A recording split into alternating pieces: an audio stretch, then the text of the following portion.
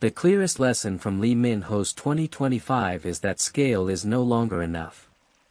Big casts, expensive production, unusual concepts, global platforms, and famous source material can generate attention, but they cannot guarantee emotional impact. This is not only a Lee Min-ho issue. It reflects a wider shift in Korean entertainment. When the Star's gossip had scale, it had stars, budget, and a distinctive concept.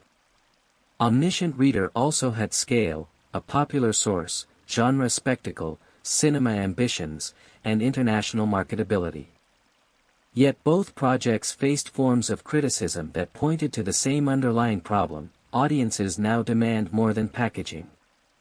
This matters because Korean content has become globally competitive. Viewers have seen enough high-quality dramas and films to recognize when a concept is stronger than the execution. They are less easily impressed by novelty alone. A space setting must support the emotional story. A fantasy survival world must deliver more than CGI and premise. A star must be given material that allows performance to matter. For Lee Min-ho, this creates a turning point. His name still has tremendous value, but value must be attached to sharper scripts. The era when star power could carry uneven writing is weaker now. Audiences may still watch the first episode or buy the ticket, but sustaining attention requires narrative precision. This does not mean he should avoid ambitious projects. On the contrary, ambition is necessary for an actor at his level. But ambition must be disciplined. A strange concept needs emotional clarity. A big adaptation needs character depth. A thriller needs moral tension.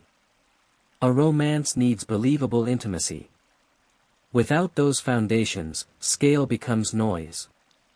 The positive side is that 2025 may function as a correction year. Mixed reception can be useful if it leads to stronger choices. It can reveal what no longer works and what must change. For Lee Min-ho, the path forward may not be larger projects, but better shaped ones. This is why Assassins is so interesting. Compared with a space romance or webtoon fantasy, a political thriller may offer a more grounded test. It may force the performance to rely less on image and more on pressure. If the writing is strong, it could be the kind of project that shifts the conversation. The broader conclusion is simple: Lee Min-ho does not need more visibility. He already has it. What he needs now is narrative necessity. A role where the story would lose force without him. A role where the audience stops discussing whether he is still a global star and starts discussing what he did inside the scene. That is the difference between fame and renewal.